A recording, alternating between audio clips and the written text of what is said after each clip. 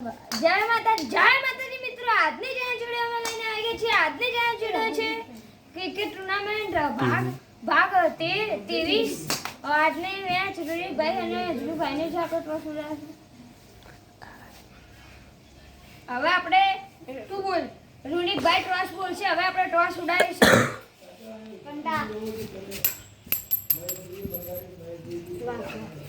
ધ્રુવભાઈએ toss જીતીને bowling લીધી છે.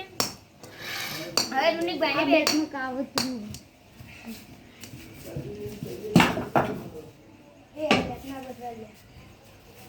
હા, રૂનીકભાઈને મારું બેટ ગમતું નથી લાગે છે એટલે તેમને સાઈડમાં નાખી દીધું અને બીજું બેટ લીધું. આ ગમે તેવા બેટ લાવશે તો મારા બેટ જેવો એક બેટ ના હોય. સિગ્મા કિંગનું બેટ છે. આપણે ધ્રુવભાઈ બહુ ચોકી રહ્યા છે. તે 2 મેચ જીત્યા એટલે હવે આપણે રૂનીકભાઈની પહેલી બેટિંગ છે અને ધ્રુવભાઈની બોલિંગ. હવે આપણે જોઈશું આ મેચમાં કોણ જીતે છે. હવે ધ્રુવભાઈનો પહેલો બોલ આવે છે રૂનીકભાઈ માટે.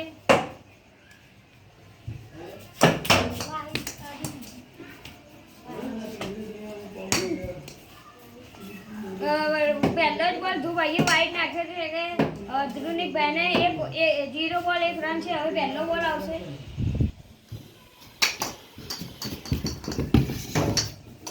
રૂનીકભાઈએ 1 બોલમાં 2 રન કરી દીધા છે.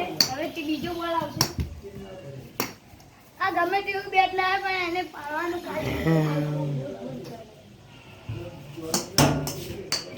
રૂનીકભાઈની વિકેટ પડી ગઈ છે. રૂનીકભાઈએ 2 રન માર્યા છે. ધ્રુવભાઈને જીતવા માટે 3 રન જોઈશે. હવે આપણે તમે કમેન્ટ કરજો હું જીતી શકીશ કે નહીં. મારે 3 રનની જરૂર છે ફક્ત. એ 3 રન તો હું મારી શકીશ કે નહીં તમે કમેન્ટ કરજો.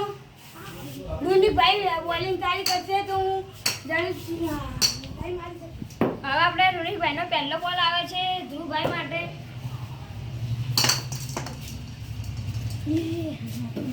1 બોલ ના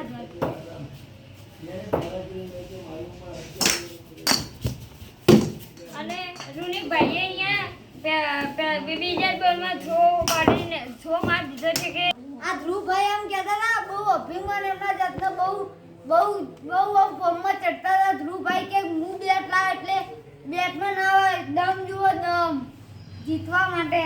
આ બે ટાઈમ મેચ જીતવામાં ફોરેજો કેટલી મારે છે. આજના ક્રિકેટ ટુર્નામેન્ટ ભાગ 23ના વિજેતા રૂનીકભાઈ થયા છે. એટલે હવે આપણે 24મો ભાગ પણ આવશે. તેમાં તે મેચ મારી અને રૂનીકભાઈની હશે. એટલે આજનો આપણો ચેનલ જોડે સમાપ્ત થાય છે. અમારા વિડીયો ગમતા હોય તો લાઈક કરો,